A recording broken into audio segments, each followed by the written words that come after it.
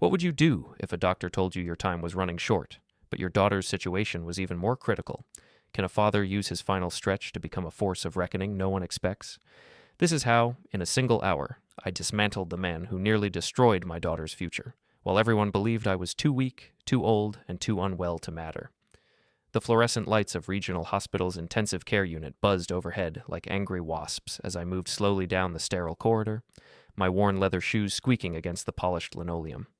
Each step felt heavier than the last, not only from the aggressive illness ravaging my body, but from the dread that had been tightening in my chest since Denise's frantic phone call 12 hours earlier. "Frank, you need to come home. Lauren's in the hospital. It's serious." I'd caught the first flight out of Phoenix, leaving behind the oncologist's office where Dr. Patterson had just delivered his prognosis with the detached precision of a weather forecast. "A matter of months, Franklin. Perhaps a little longer, if we're fortunate. I'm sorry."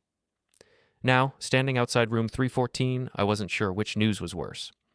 Through the glass window, I could see my daughter Lauren lying motionless on the hospital bed, her beautiful face swollen and bruised, machines beeping steadily around her like electronic mourners. Tubes snaked from her arms, and a ventilator helped her breathe. My little girl, who used to climb onto my lap to help me draft blueprints for aircraft engines, looked so small and broken. "Frank?" Denise's voice was barely a whisper behind me. My ex-wife looked exhausted, her graying hair pulled back in a messy ponytail, dark circles under her eyes that spoke of sleepless nights. Despite our divorce 15 years ago, we'd maintained a respectful relationship for Lauren's sake. "How long has she been like this?" I asked, my voice hoarse from the flight, and the weight of everything unsaid. 3 days. She fell down the stairs at home, hit her head on the marble floor. Denise's hands trembled as she spoke. "Garrett said he was in the shower, didn't hear anything until he found her." Garrett Bailey, my son-in-law of 18 months. The man I'd never quite trusted but tolerated because Lauren loved him, or thought she did. "Where is he now?" I asked, though something in Denise's expression already gave me the answer I dreaded. "He left about an hour ago, said he needed to clear his head and handle some business calls." Her voice carried a bitterness I'd never heard before. "Frank, I don't think this was an accident." Before I could respond, loud laughter echoed from down the hallway. I turned to see Garrett Bailey strutting toward us, his phone pressed to his ear, his designer suit immaculate despite spending 3 days at his wife's bedside. His perfectly styled hair and expensive cologne announced his presence before his voice did. No, Miles, you don't understand," he was saying into the phone, his tone animated and cheerful. "This is exactly the kind of publicity we need. Crisis creates opportunity, right? The old man's money is finally starting to work for us." He noticed us watching and flashed that practiced smile that had charmed Lauren into marrying him. "Hey, Frank, didn't expect to see you here. Thought you were busy wasting away in Arizona or something." He laughed at his own joke, apparently finding terminal cancer hilarious. "Garrett," I said quietly, my engineer's mind already cataloging details. The smell of alcohol on his breath at 2 p.m., the way he hadn't even glanced toward Lauren's room. The callous reference to the old man's money. "How is she?" I asked. He shrugged, finally pocketing his phone. "Same as yesterday. Doctors say it could go either way. But hey, she's tough, right? She'll pull through." His casual tone suggested we were discussing a minor inconvenience, rather than his wife's situation being on a knife's edge. "You were out handling business?" I kept my voice level, though my hands were beginning to shake. Not from the cancer this time. "Yeah, well, life doesn't stop, you know? I've got investors to keep happy, deals to close. Lauren would understand. She always said I was too dedicated to the business." He straightened his tie, preening slightly. "Speaking of which, thanks again for that investment, Frank. Really helped us get off the ground. Though between you and me, we probably could have done it without your help. I just didn't want to hurt Lauren's feelings by saying no to Daddy's money." Denise made a small, disgusted sound and walked away. I watched her go, then turned back to Garrett, who was already pulling out his phone again. "I need some coffee," I said. "Join me?" "Sure, whatever. Could use a break from all this hospital doom and gloom anyway." The hospital cafeteria was nearly empty, just a few tired-looking staff members grabbing quick meals between shifts. I bought 2 cups of coffee and found a table in the corner, where Garrett immediately launched into what sounded like a well-rehearsed monologue about his business success. "You know, Frank, I have to admit, when Lauren first suggested asking you for investment money, I was skeptical. I mean, aerospace engineering is so old school, but your money spends just fine in the tech world." He laughed, stirring sugar into his coffee. "And honestly, having a terminally ill investor has its advantages. Less oversight, if you know what I mean." I sipped my coffee and said nothing, letting him talk. In my 40-year career designing aircraft systems, I'd learned that the most valuable information often came from simply listening. The funny thing is, Garrett continued, his voice dropping to a conspiratorial whisper, Lauren actually thought you might say no to the investment. She was worried you'd think I wasn't good enough for your precious daughter. But I knew better. I knew you'd do anything to make her happy, even if it meant throwing money at her useless husband. He grinned. Her words, not mine. Well, actually, they are mine. But you get the idea. My phone buzzed. A calendar reminder. Investment review with Mason, 10 a.m. tomorrow. Mason Caldwell, my lawyer and old friend, who'd been handling my financial affairs since the diagnosis. Suddenly, that appointment seemed much more important than I'd originally thought. She should have watched her step, Garrett was saying, and I realized he was talking about Lauren's fall. I mean, those marble stairs are beautiful, but they're slippery as hell. I told her a dozen times to be more careful, especially after she'd been drinking. Lauren was drinking? This was news to me. My daughter had never been much of a drinker. Oh yeah, she's been hitting the bottle pretty hard lately. Stress, you know? The business, your cancer, our marriage. He shrugged. Women, right? They can't handle pressure like we can. I excused myself and walked to the men's room, where I splashed cold water on my face and stared at my reflection. The cancer had aged me rapidly. My hair was thinner, my face gaunt, my skin gray. I looked like exactly what Garrett saw. A frail, fading old man, weak and irrelevant. But 40 years of solving complex engineering problems had taught me something Garrett had never learned. The most catastrophic breakdowns often began with the smallest overlooked details, and I was very good at noticing details. When I returned to the table, Garrett was on his phone again, speaking to someone named Travis about a presentation. Yeah, the launch event is going to be huge. We've got investors, press, the whole 9 yards. Frank's money really made this possible, though obviously we won't be mentioning that. Bad optics, you know? Having a worn-down old man as your primary investor. He hung up and grinned at me. Sorry about that. Business calls, you understand? Or maybe you don't. I forgot you're retired. I understand more than you might think, I said quietly. As we walked back toward the ICU, a nurse approached me. Brenda Klein, according to her name tag, a woman in her 50s with kind eyes and the competent demeanor of someone who'd seen too much. Mr. Mercer, I'm so sorry about Lauren. She's a fighter, though. We're taking excellent care of her. Thank you, I said. I appreciate everything you're doing. Brenda glanced at Garrett, who was already back on his phone, then stepped closer to me. I just want you to know, she said quietly. Some of us have noticed how devoted you've been. It's not always easy to see who really cares and who doesn't. The implication was clear, and I felt a surge of gratitude for this stranger's kindness. Thank you, I said again. That evening, alone in my motel room, I sat on the edge of the bed holding a photograph of Lauren at age 8, gap-toothed and grinning, wearing the plastic hard hat I'd given her when she visited my office. She'd announced that day that she was going to be an engineer just like Daddy. Instead, she'd become a teacher, then married a man who saw her as a stepping stone to her father's money. I made a promise to that little girl in the photograph, the same promise I'd made to the broken woman lying in the ICU. I would do something. I would make this right. My phone buzzed with a text from Garrett. BTW, Frank. Don't worry about visiting too much. I know you're probably tired from the cancer and all. I've got everything under control here. Thanks again for believing in me. I stared at that message for a long time, my hand steady for the first time in weeks. Then I opened my contact list and found Mason Caldwell's number. Our 10 a.m. meeting couldn't come soon enough. The motel room smelled of disinfectant and old carpet, but it was quiet, and I needed quiet to think. I'd spread Lauren's medical records, Garrett's business documents, and my own legal papers across the small table by the window, creating a timeline that told a story I wished I didn't have to read. It had started 18 months ago, 3 weeks after Lauren's wedding. I'd been in my Phoenix condo, trying to adapt to retirement and failing miserably, when she called. Daddy, I need to ask you something, and I want you to know you can say no. I should have said no. The memory played out in my mind with painful clarity. Lauren and Garrett had driven down to Phoenix for what they called a family visit, but I could see the tension between them immediately. Garrett had been charming, as always, but there was something desperate underneath his practiced smile. Frank, I've got an opportunity that could change everything, he'd said, settling into my living room like he owned it.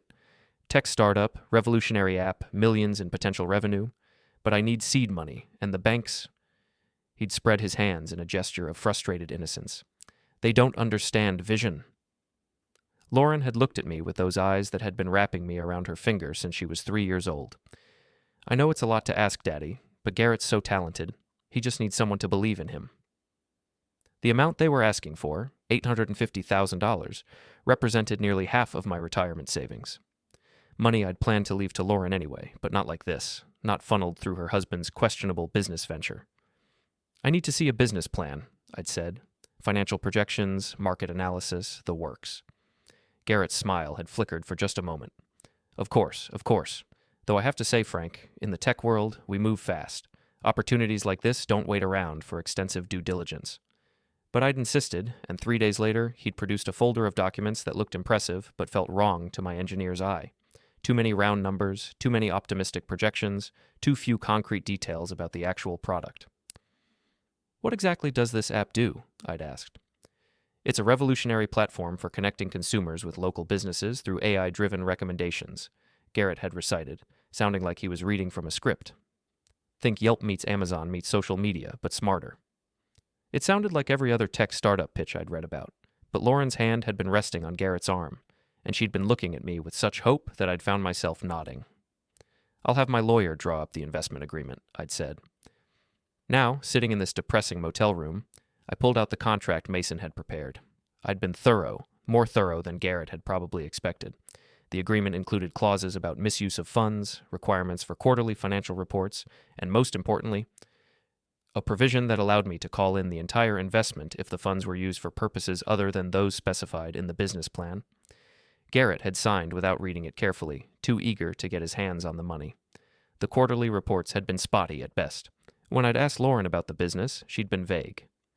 Garrett says things are going really well. He's always working, always on the phone with investors and clients. I'd wanted to believe it, for her sake, but the engineer in me had noticed things.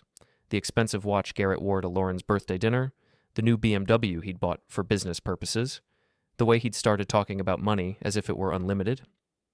3 months ago, I'd gotten my cancer diagnosis. Stage 4 pancreatic cancer, inoperable, aggressive. Dr. Patterson had been kind but direct. I had months, not years. I'd called Lauren immediately, and she'd cried for an hour. But when I'd mentioned wanting to review my financial affairs to make sure everything was in order for her inheritance, she'd grown quiet. Daddy, you don't need to worry about money right now. Just focus on getting better. Lauren, we need to be realistic. No, she'd said firmly. I won't listen to you talk like that.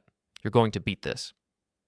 But I'd started putting my affairs in order anyway, which was when I'd discovered some troubling inconsistencies in Garrett's reports, revenue numbers that didn't match his lifestyle, expense reports that seemed inflated, and when I'd tried to contact him directly, he'd been evasive.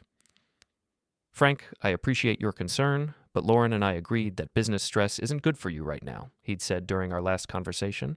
Just focus on your health and let me handle the money stuff. That's what you're paying me for, right? That conversation had been 2 weeks ago. Now Lauren was in intensive care, and Garrett was out networking while his wife fought for her life. I picked up my phone and scrolled through the text messages Garrett had sent me over the past few months. The tone had gradually shifted from respectful to familiar to condescending. The most recent ones were particularly telling. Don't worry about the quarterly report, Frank. Everything's great. Focus on your health. Thanks for being such a cool father-in-law. Not many guys would be as hands-off as you. Lauren says you're feeling pretty rough these days. Maybe it's time to let the younger generation handle the business side of things? Each message had irritated me at the time, but I'd dismissed my feelings as the paranoia of a sick old man. Now I was seeing them for what they really were. The gradual erosion of respect, the slow revelation of Garrett's true opinion of me. A knock at my door interrupted my thoughts. I opened it to find Denise standing in the hallway, looking exhausted and worried. I'm sorry to bother you, she said. I needed to talk to someone who loves Lauren as much as I do. I invited her in, clearing the papers from the chair so she could sit. She glanced at the documents spread across the table, but didn't comment. Frank, I think Garrett hurt her, she said without preamble. I don't think she fell down those stairs. I think he pushed her. What makes you say that? Little things. The way she's been lately, quiet, nervous, jumping when he comes into the room. And the night she fell, she'd called me earlier. She was upset about something, said she needed to talk to Garrett about money, about your investment. A chill shot through me. What about the investment? She'd found some papers, bank statements or something. She wouldn't tell me exactly what, but she was angry.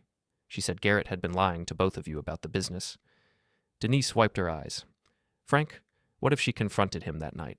What if that's why she fell? I thought about Garrett's casual comment in the cafeteria. She should have watched her step. At the time, I'd assumed he was talking about the slippery marble stairs, but what if he'd meant something else entirely? Has she said anything since the accident? Any indication of what happened? She's been unconscious most of the time, but yesterday, when I was holding her hand, she squeezed mine and whispered something. I couldn't make out all of it, but I heard Daddy and money and stop him. We sat in silence for several minutes, the weight of implication settling between us. Finally, Denise spoke again. What are you going to do? I looked at the investment contract in my hands, thinking about the clauses Mason had insisted on including, thinking about Garrett's arrogance, his casual cruelty, his assumption that I was too weak and too sick to matter. I'm going to stop him, I said. My phone buzzed with a text from Garrett. Frank, I know you're worried, but try not to stress. Lauren's in good hands, and so is your investment. I've got everything under control. Trust me. I showed the message to Denise, who made a disgusted sound. He sent that while his wife is in a coma? He's been sending messages like this for months, I said. I thought he was trying to be considerate of my health. Now I think he was just trying to keep me from asking questions. After Denise left, I called Mason's office and moved our appointment up to first thing in the morning. Then I sat down with Garrett's business documents and began reading them with the methodical attention to detail that had served me well in 40 years of engineering. By midnight, I'd found enough discrepancies to confirm my worst suspicions. Garrett Bailey wasn't just a bad businessman, he was a thief, and if Denise was right, he might also be something much worse. I fell asleep at the table, my head resting on a stack of financial statements that would, very soon, become evidence in the systematic destruction of my son-in-law's life. The Meridian Bar downtown was exactly the kind of place Garrett would choose for his networking, all exposed brick and Edison bulbs, craft cocktails with names like The Disruptor and Liquid Courage, and a clientele of young professionals trying to convince each other they were the next Steve Jobs. I'd followed him here after watching him leave the hospital at 3 p.m., claiming he had important meetings that couldn't wait. I sat at a corner table nursing a whiskey, feeling invisible in my rumpled clothes and gray complexion. The cancer had made me smaller, frailer, easier to overlook, a quality that was proving unexpectedly useful. Garrett held court at the bar, surrounded by a group of younger men in expensive suits, his voice carrying over the ambient music and conversation. I'd positioned myself close enough to hear, but far enough away to remain unnoticed. The thing about family money, he was saying, gesturing with his craft beer, is that it comes with all these emotional strings attached. My father-in-law, for example, great guy, don't get me wrong, but he's old school, thinks every business decision needs to be picked apart endlessly. The group laughed appreciatively. One of them, a thin man with an aggressively styled beard, leaned in closer. How much are we talking about? Let's just say it's enough to get things rolling, Garrett said with false modesty. The old man made good money in aerospace, and now that he's fading fast, he's feeling generous. Wants to see his little girl happy, you know? Fading fast? Beard guy looked surprised. Cancer. Pancreatic. Real shame, but honestly, the timing worked out well for us. He's not exactly in a position to micromanage the business, if you catch my drift. Garrett took a long drink. Between you and me, I think he knows he's not going to be around to see what we do with the money, so he's not asking too many hard questions. I gripped my whiskey glass tighter, feeling the rage build in my chest like steam in a boiler. Another man, this one with the soft look of someone who'd never worked a day of physical labor in his life, chimed in. What about your wife? Doesn't she want to know how Daddy's money is being spent? Garrett's expression darkened slightly. Lauren's not really business-minded. She's a teacher, thinks money grows on trees. Plus, she's been having some personal issues lately. Drinking too much, getting clumsy. Just had a nasty fall, actually. She's in the hospital right now. Man, that's rough, Beard Guy said. You holding up okay? Yeah, well, what can you do? I've got a business to run. Investors to keep happy. Life doesn't stop for personal drama, right? He signaled the bartender for another round. Besides, Lauren's tougher than she looks. She'll bounce back. She always does. The casual dismissal of his wife's condition, his wife who was lying unconscious in intensive care, hit me like a physical blow. But it was what came next that made my decision for me. The funny thing is, Garrett continued, his voice taking on a cruel edge that alcohol had loosened, Lauren actually thought she could tell me how to run the business. Can you believe that? An elementary school teacher trying to give business advice to someone who's built a tech startup from the ground up? He laughed, and the sound made my skin crawl. She found some paperwork last week and got all worked up about expense reports and revenue projections. Started making demands, threatening to call Daddy and tell him I was mismanaging his precious investment. "What did you do?" someone asked. I explained the situation to her, clearly. Garrett's smile was cold. "Let's just say she understands now that there are consequences for not supporting your husband's career. Sometimes people need to learn to watch their step, literally and figuratively." The implication hung in the air like smoke. I felt my hands begin to shake, not from the cancer this time, but from pure, focused rage. I left money on the table and walked out into the cool evening air, pulling out my phone as soon as I was alone. My first call was to Mason Caldwell. "Frank, it's late. Is everything okay?" "No, Mason, it's not. I need to see you first thing tomorrow morning, and I need you to prepare something for me." "What kind of something?" "A way to destroy Garrett Bailey's business. Legally, completely, and publicly." There was a pause. "Frank, what's happened?" I told him about Lauren's condition, about Garrett's behavior, about what I'd just overheard at the bar. When I finished, Mason was quiet for a long moment. "Jesus, Frank, are you sure about this?" "I've never been more sure of anything in my life." "All right. Come in at 8 tomorrow. Bring everything. The investment contract, any correspondence you have with Garrett, financial statements, everything. If he's been misusing your investment funds, we can trigger the breach of contract clauses." "What kind of damage are we talking about?" "If we can prove fraud or misuse of funds, we can call in the entire investment immediately, plus interest and penalties. It would bankrupt him overnight." "Good," I said. "That's exactly what I want." The next morning, I arrived at Garrett's startup office in the trendy co-working space downtown. The receptionist, a young woman with purple hair and multiple piercings, looked up from her laptop with practiced indifference. "I'm here to see Garrett Bailey," I said. "I'm Franklin Mercer, one of his investors." Her expression shifted slightly, whether from recognition of my name or my appearance, I couldn't tell. "Let me see if he's available." She made a quick call, and a few minutes later, Garrett appeared, looking harried and slightly hungover. His expensive shirt was wrinkled, and he needed a shave. "Frank, what brings you by? Shouldn't you be at the hospital or something?" "I brought the quarterly financial reports you requested," I said, holding up a manila folder. "I thought we should go over them together." Garrett's expression flickered with confusion. "I didn't request any reports, Frank. You're the investor, remember? You're supposed to be giving me money, not asking for paperwork." Several of his employees had gathered nearby, pretending to work, while obviously listening to our conversation. Garrett seemed to realize this and straightened up, his voice taking on a patronizing tone. "Look, Frank, I appreciate your interest in the business, but maybe we should leave the day-to-day operations to those of us who actually understand the tech industry. No offense, but aerospace engineering and app development are pretty different worlds." "You're right," I said quietly. "They are different. In aerospace engineering, when someone makes a mistake, lives are lost, so we tend to be very careful about details." "Right, well, this isn't rocket science," Garrett said with a condescending laugh. "It's just business, and business is about trust, Frank. You trusted me with your investment, remember?" "I did," I agreed. "And now I'd like to see how that trust has been repaid." Garrett's jaw tightened. "Frank, I think the stress of your situation might be affecting your judgment. Maybe you should go back to the hospital and let me handle things here." The dismissal was so casual, so publicly humiliating, that I felt something cold and hard settle in my chest. Around us, his employees were watching with barely concealed interest, witnessing the old, sick man being put in his place by the young, successful entrepreneur. "You're probably right," I said. "I'll leave you to your work." As I walked toward the elevator, I heard Garrett talking to one of his employees, his voice carrying clearly across the open office space. Poor old guy. Cancer's really got him rattled. He's starting to lose it, thinking he can just walk in here and demand reports like he's running the show. The elevator doors closed, and I pulled out my phone to send a text to Mason. "Meeting moved up to now. I'm on my way." But first, I had one more stop to make. Travis Dalton, Garrett's business partner, had an office on the same floor, but in a different section of the co-working space.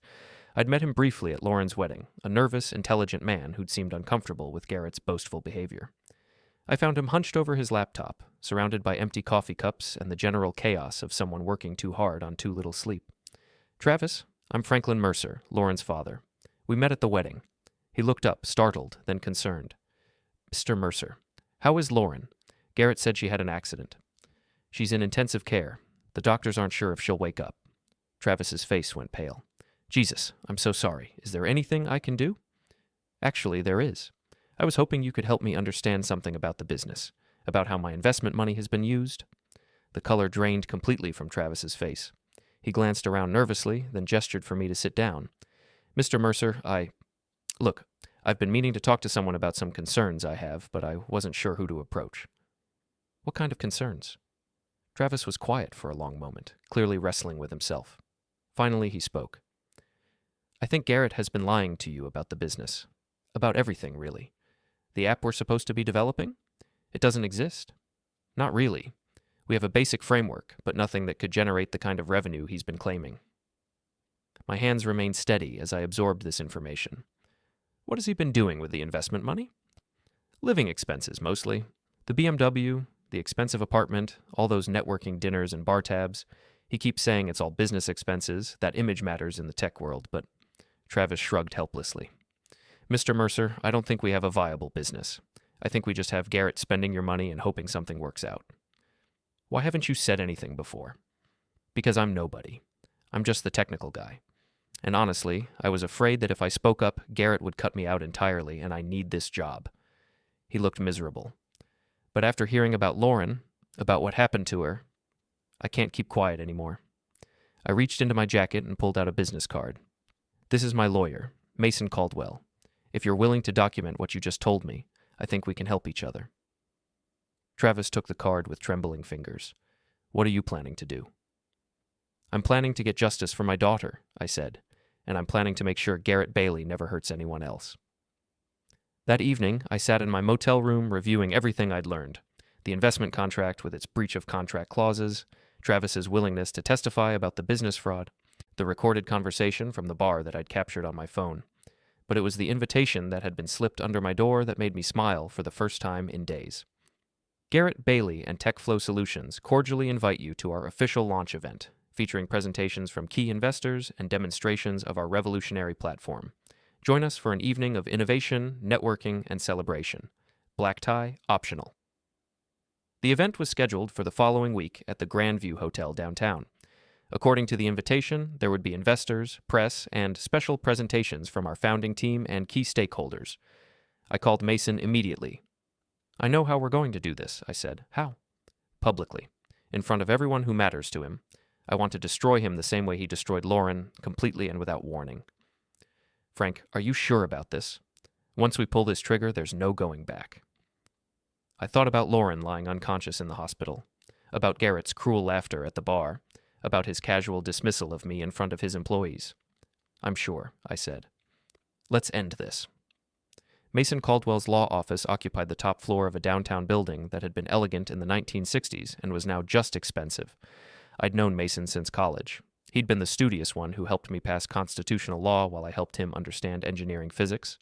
40 years later, he was one of the city's most respected trust and estate attorneys, and I was a gravely ill man seeking justice for his daughter. Frank, you look terrible, he said as his secretary showed me into his office. It wasn't an insult. Mason had never been one for social pleasantries. How are you holding up? I'm very sick, Mason, but I'm still here. He gestured for me to sit in one of the leather chairs across from his massive mahogany desk. The wall behind him was covered with diplomas, bar certifications, and photographs of Mason with various judges and politicians. This was a man who understood power and how to use it.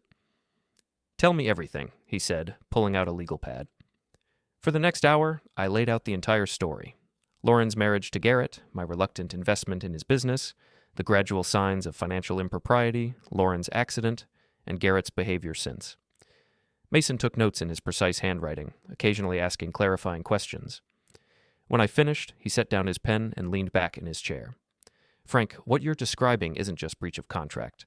If Travis Dalton's allegations are accurate, this is fraud, criminal fraud. I don't want him in prison, Mason. I want him destroyed. Publicly, professionally, completely. Those aren't mutually exclusive goals. Mason pulled out the investment contract and began flipping through it. You were smart to include these oversight clauses. If we can prove misuse of funds, we can trigger immediate repayment of the entire investment plus penalties. Given what you've told me about his spending, that would bankrupt him instantly. What kind of proof do we need? bank records, expense reports, documentation of the business's actual assets versus claimed assets, and Travis Dalton's testimony would be crucial, an insider confirming the fraud. I can get Travis to cooperate. What else?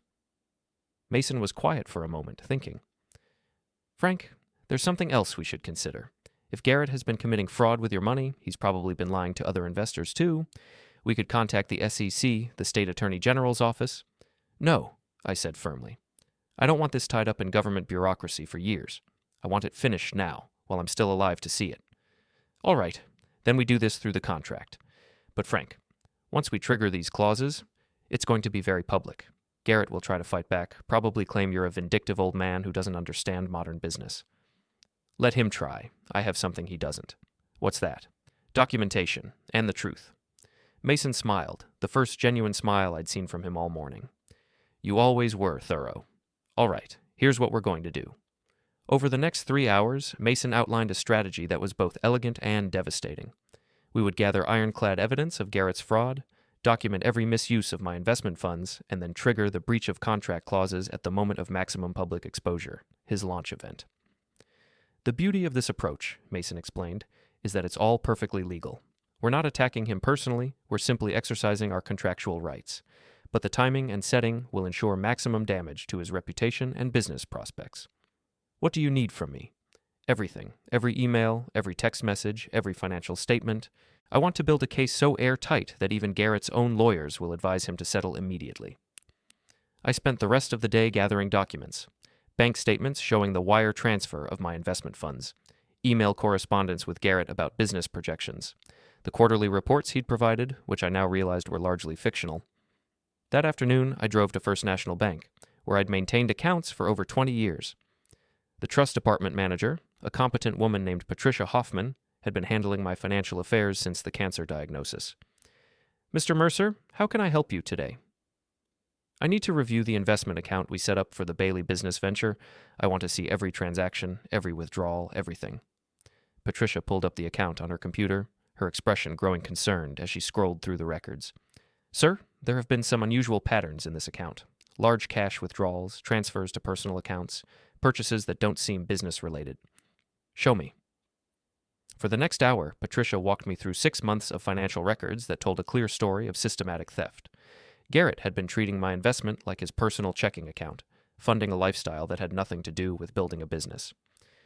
Mr. Mercer, I have to ask, are you aware that Mr. Bailey has been using these funds for what appear to be personal expenses? I'm aware now.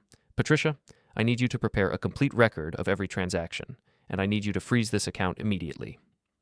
Sir, I can't freeze an account without proper authorization. Check the original trust documents. I retained the right to suspend access if I had reasonable suspicion of misuse. Patricia pulled up the trust paperwork and read through it carefully. You're right. I can implement a temporary freeze while we investigate, but Mr. Bailey will be notified immediately. Good. I want him to know. That evening, I met with Travis Dalton at a quiet restaurant across town. He looked nervous, constantly checking his phone and glancing around the room. Mr. Mercer, I've been thinking about our conversation, and I'm not sure I can... Travis, let me ask you something. Do you think my daughter's accident was really an accident? He went very still. What do you mean? Garrett told me Lauren had been asking questions about the business finances, about my investment. The night she fell, had she discovered something? Travis was quiet for a long moment, staring at his untouched coffee. Finally, he spoke. She came to the office that afternoon. She had bank statements, printouts of expenses.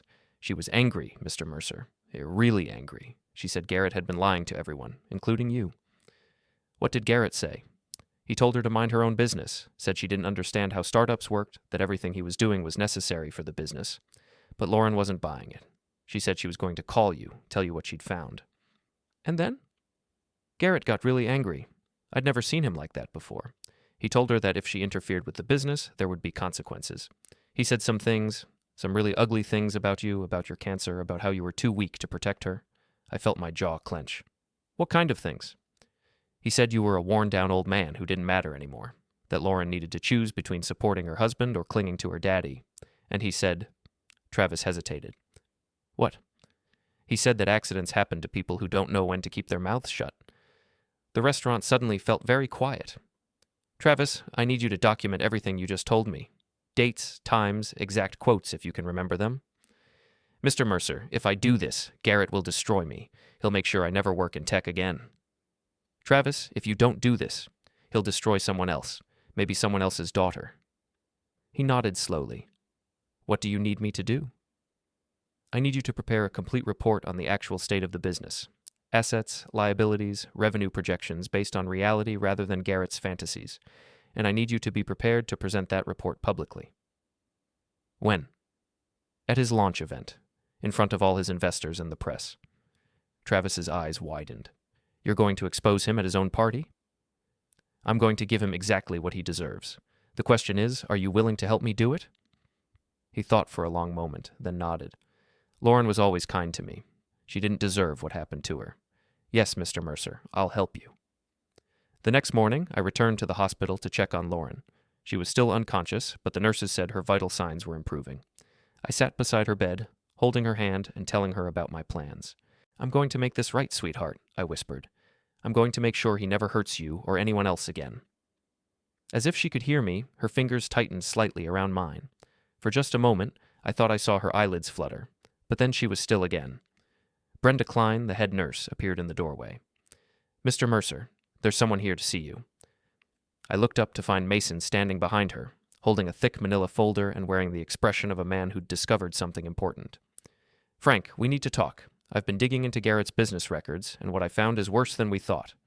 How much worse? He's not just defrauding you. He's been running a Ponzi scheme, using your money to pay fake returns to other investors while he funds his lifestyle. When this comes out, it's going to be a federal case. I looked down at Lauren's bruised face, thinking about Garrett's threats, his casual cruelty, his assumption that I was too weak to fight back. Good, I said. Then let's make sure it comes out in the most public way possible. Mason smiled grimly. Frank, I've been practicing law for 25 years, and I've never seen anyone as thoroughly screwed as Garrett Bailey is about to be. He brought it on himself, I said. Now let's finish it. The Grandview Hotel's grand ballroom was a monument to old money elegance, all crystal chandeliers and marble columns, the kind of place where fortunes were made and lost over handshake deals. As I stood in the lobby watching the setup for Garrett's launch event, I couldn't help but appreciate the irony. He'd chosen this venue to showcase his success, to cement his reputation as a rising star in the tech world. Instead, it would become the stage for his complete destruction. Mr. Mercer? A young woman with a clipboard and a harried expression approached me. I'm Stephanie, the event coordinator. Mr. Bailey said you might want to review the presentation schedule. I accepted the program she handed me, scanning the timeline with interest. Cocktail reception at 6, dinner at 7, presentations beginning at 8. Garrett was scheduled to speak at 8:30, followed by remarks from key investors and stakeholders at 9. I notice there's time allocated for investor remarks, I said. Will there be an opportunity for Q&A? Oh yes, Mr. Bailey was very specific about that. He wants this to be interactive, really showcase the collaborative relationship between TechFlow and its investors. She beamed at me. He speaks so highly of you, by the way. Says you've been incredibly supportive of his vision. I've certainly been invested in his success, I replied, which was true in ways she couldn't imagine. That afternoon, I met with Mason one final time in his office. The conference table was covered with documents, bank records, email printouts, financial statements, and Travis Dalton's comprehensive report on the actual state of TechFlow solutions. Frank, I want to make sure you understand what's going to happen tonight, Mason said. Once you trigger those contract clauses publicly, there's no going back. Garrett will be ruined, probably criminally prosecuted. His business will collapse immediately. And I want to make sure you're prepared for the fallout. Lauren might blame you initially. She's been manipulated by this man for over a year. It might take time for her to understand that you did this to protect her. I thought about Lauren lying unconscious in the hospital, about the bruises on her face, about Garrett's casual admission that accidents happen to people who don't know when to keep their mouths shut. Mason, my daughter nearly lost her life because I was too trusting, too passive, too willing to believe that a man who married her must love her. I won't make that mistake again. Mason nodded. All right, then let's review the plan one more time. The strategy was elegant in its simplicity. I would attend the event as invited, listen to Garrett's presentation, and then, during the Q&A period, I would stand up and ask a simple question. Garrett, could you explain to our audience how my $850,000 investment has been used to build this business? When he inevitably gave a vague, boastful answer, I would present the evidence. Bank records showing personal expenses. Travis's report documenting the lack of actual business development. The investment contract clauses that his fraud had triggered. The beauty of this approach, Mason had explained, is that we're not making accusations.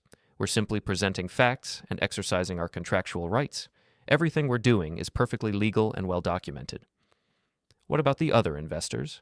The ones he's been defrauding with fake returns? Once this comes out, they'll file their own lawsuits. The SEC will probably launch an investigation. But that's not our concern. Our job is to protect your interests and get justice for Lauren. That evening, I dressed carefully in my best suit, a charcoal gray wool that I'd bought for Lauren's wedding and hadn't worn since. It hung loosely on my cancer-diminished frame, but it was still well-tailored, still conveyed the quiet competence of a man who'd spent 40 years solving complex problems. I arrived at the hotel early, wanting to observe the setup and the other attendees. The ballroom was filling with young professionals, venture capitalists, and tech journalists, all buzzing with the kind of energy that surrounded potential success stories. Garrett moved through the crowd like a politician, shaking hands, laughing loudly, playing the role of the confident entrepreneur. He spotted me near the bar and approached with his practiced smile. "Frank, I'm so glad you could make it. How's Lauren doing?" "She's stable," I said. "The doctors are optimistic?" "That's great to hear. She's a fighter. Our girl." He clapped me on the shoulder with false familiarity.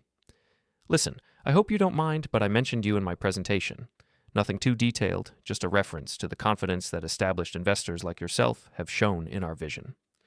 "I appreciate that, Garrett. I'm looking forward to hearing about our progress." "You're going to love it, Frank. We've exceeded every projection, surpassed every milestone. This business is going to make us all very wealthy." I sipped my whiskey and nodded. I'm sure tonight will be very educational. As the evening progressed, I watched Garrett work the room with increasing confidence. He introduced me to several people as one of our key early investors, describing my background in aerospace engineering as if it somehow validated his tech credentials. The irony wasn't lost on me. He was using my reputation to bolster his credibility, even as he prepared to humiliate me publicly. During dinner, I found myself seated at a table with several venture capitalists and a tech journalist from the local business weekly. The conversation was exactly what I'd expected. Breathless enthusiasm about disruption and innovation, casual references to million-dollar valuations, the kind of talk that made experienced engineers like me deeply skeptical. "So, Mr. Mercer," the journalist said, "what made you decide to invest in TechFlow? It's quite a departure from aerospace." "Garrett made a very compelling presentation," I said carefully. "He convinced me that his vision was worth supporting." "And you've been pleased with the returns?" "I've been very interested in seeing how my investment has been utilized," I replied, which was absolutely true. At 8:30, Garrett took the stage. He was in his element, confident, charismatic, painting a picture of a revolutionary business that would transform how consumers interacted with local businesses. His presentation was polished, professional, and almost entirely fictional. "When I founded TechFlow 18 months ago," he said, "I knew we were onto something special. But even I couldn't have predicted the incredible growth we've achieved. Our user base has expanded by 300% in the last quarter alone. Our revenue projections for next year are exceeding our most optimistic estimates." I listened to him describe a thriving business that existed only in his imagination, watched him click through slides showing growth charts and market penetration statistics that Travis had confirmed were completely fabricated. "None of this would have been possible without our incredible investors," Garrett continued, gesturing toward the audience. "People who believed in our vision when we were just an idea, who had the courage to support innovation and disruption."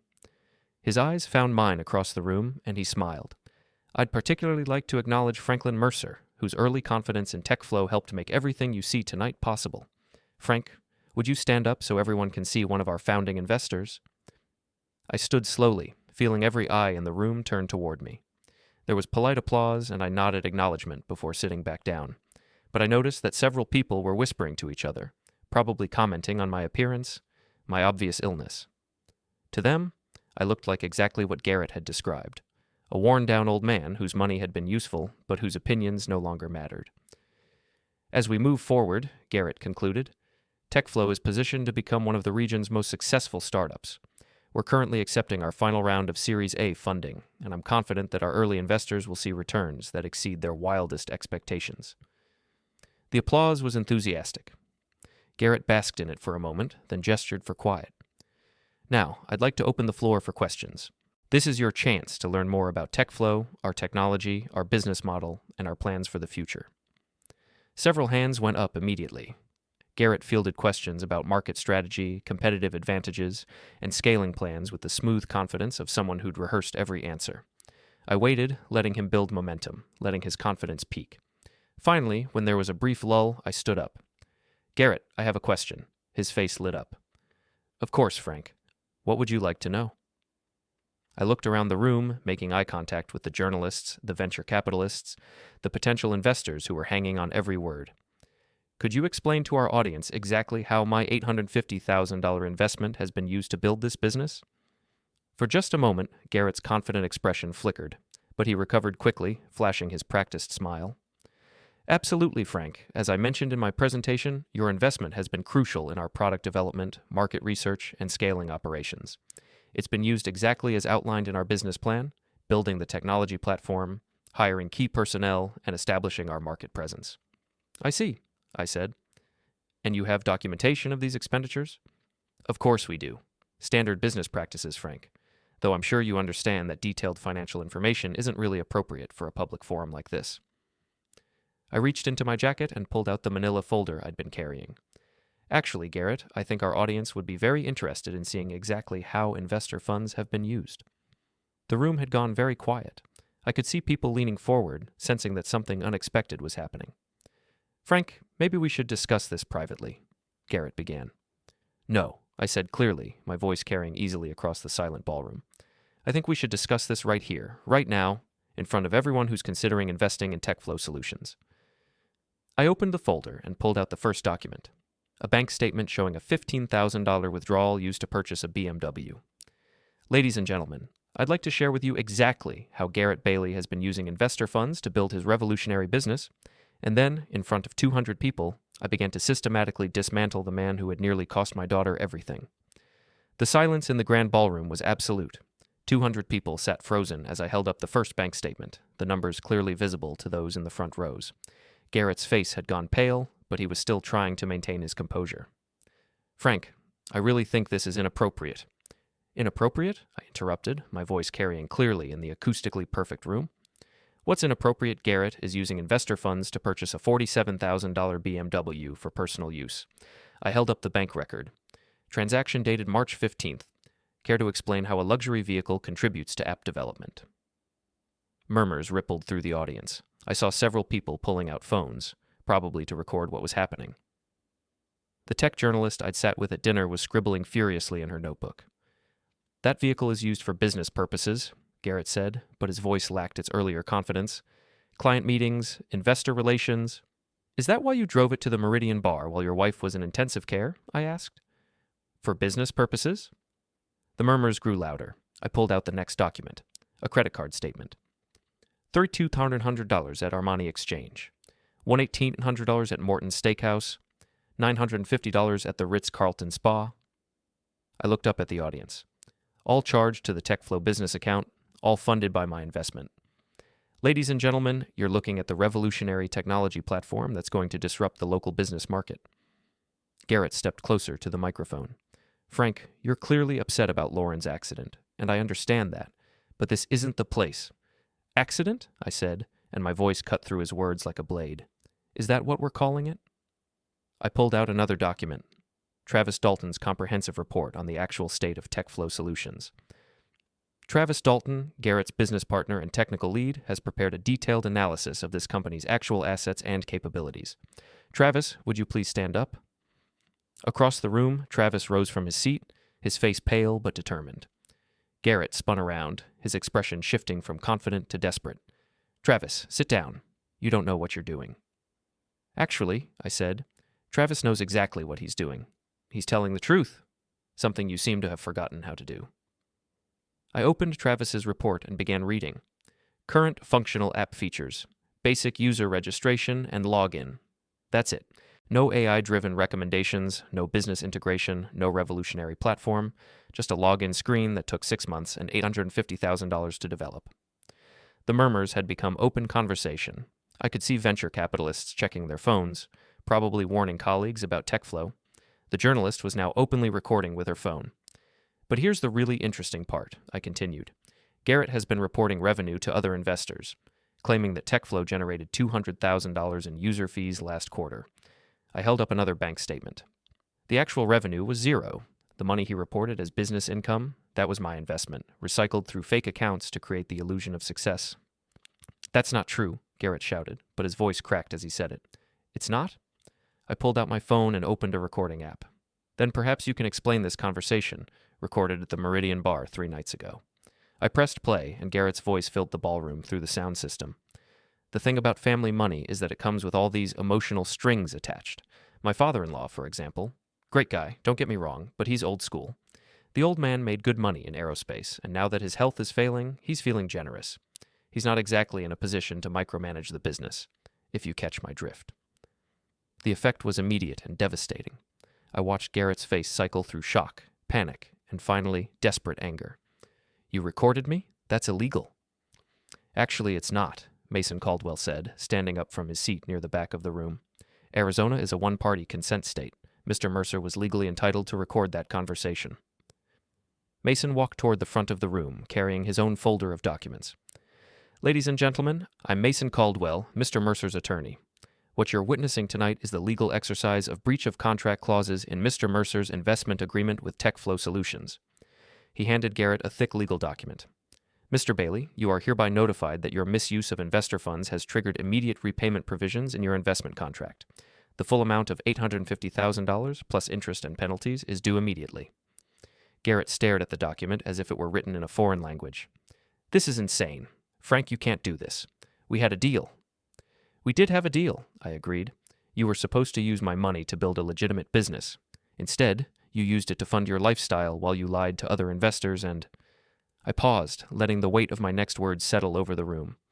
While you threatened my daughter for asking questions about where the money was going. I never threatened Lauren. Really? I pulled out another document, Travis's statement about the confrontation between Garrett and Lauren.